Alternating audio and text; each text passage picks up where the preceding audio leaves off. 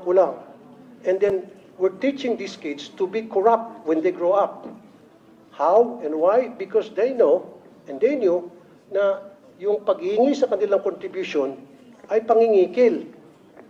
Sir, So pag lumaki po itong mga estudyante, makikita nila na okay lang pala yung mangingikil kasi si teacher nangingikil sa amin. So paglaki nila, there's the possibility na baka mangingikil sila. okay. Senator Tulfo, your time is up. Sir, So pag lumaki po itong mga estudyante, makikita nila na okay lang pala yung mangingikil kasi si teacher nangingikil sa amin. So paglaki nila, there's the possibility na baka mangingikil sila. okay. Senator Tulfo, your time is up, no?